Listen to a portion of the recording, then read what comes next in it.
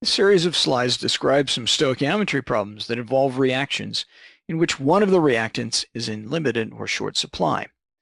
This situation arises often in the laboratory.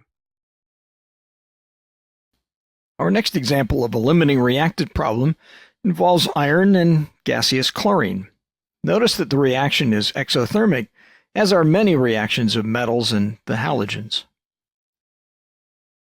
We'll again look at this problem in two ways. First, if we have 2 moles of iron, 3 moles of chlorine are required to completely consume those 2 moles of iron. Alternatively, if we have 4 moles of chlorine, 2.7 moles of iron are required to completely consume that amount of chlorine. Both calculations show us that iron is the limiting reactant. In the first case, 3 moles of chlorine are required for every 2 of iron, but we have 4 moles of chlorine available. There's plenty available. In the second case, 2.7 moles of iron are required to use all 4 moles of chlorine. There's not enough iron. Only 2 moles are available. The limiting reactant is clearly iron. Our next example is the well-known thermite reaction. This is the very exothermic reaction of metallic aluminum with iron 3 oxide to give aluminum oxide metallic iron. The sparks you see in the photograph are the molten pieces of iron coming out of the reaction. Here we have 25 grams each of aluminum and iron 3 oxide. Our objective is to calculate the mass of iron that can come from this mixture of reactants. Our general strategy is as follows. First, we'll calculate the amount in moles of each reactant. Second, once we have the amount of each reactant, we can decide on the limiting reactant by carrying out stoichiometric calculations.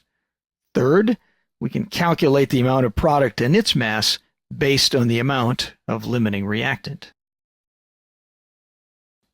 First step is to calculate the amount of each reactant. Here we find that 25 grams of aluminum is equivalent to 0.93 moles of aluminum.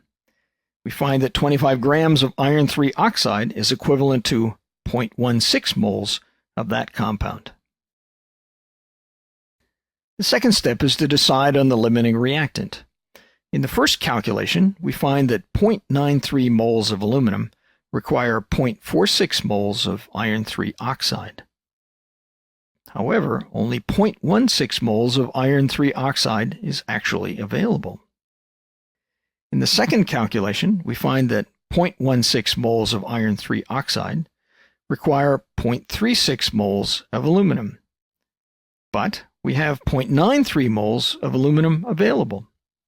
Both of these calculations show that iron 3 oxide is the limiting reactant. Our first calculation showed that not enough iron 3 oxide is available to react with all the aluminum. The second calculation showed that there's an abundance of aluminum available to consume all of the iron 3 oxide. Now we know that the limiting reactant in this problem is iron 3 oxide. We can carry out the third step, that is to calculate the amount and then the mass of iron as a product. We know that we began with 0.16 moles of the limiting reactant, iron 3 oxide. Using the stoichiometric factor 2 moles of iron to 1 mole of iron 3 oxide, we find that 0.32 moles of iron should be produced, and this amounts to 18 grams of iron. We found that 25 grams of aluminum and 25 grams of iron 3 oxide should yield 18 grams of iron based on the limiting reactant, iron 3 oxide. Now let's look at a few questions involving limiting reactants. Ammonia is produced by the reaction of nitrogen and hydrogen. 1 mole of nitrogen plus 3 moles of hydrogen give 2 moles of ammonia. Suppose you mix 10 moles of nitrogen with 25 moles of hydrogen. Which will be the limiting reactant, N2 or H2? And what amount of ammonia can be produced from this reaction? In the reaction of 10 moles of nitrogen with 25 moles of hydrogen, it turns out that the hydrogen is the limiting reactant. 10 moles of nitrogen require 3 times as many moles of hydrogen. Therefore, 30 moles of hydrogen are required, but only 25 are available. Therefore, hydrogen is the limiting reactant.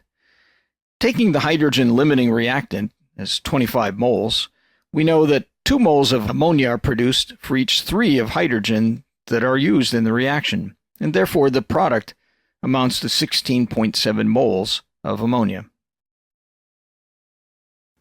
Iron 3 oxide can be reduced with carbon monoxide to give iron in CO2. Suppose you combine 25 moles of iron 3 oxide with 65 moles of CO.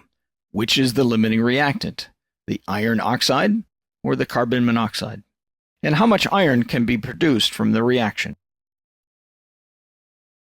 The balanced equation tells us that 3 moles of CO will react with 1 mole of Fe2O3.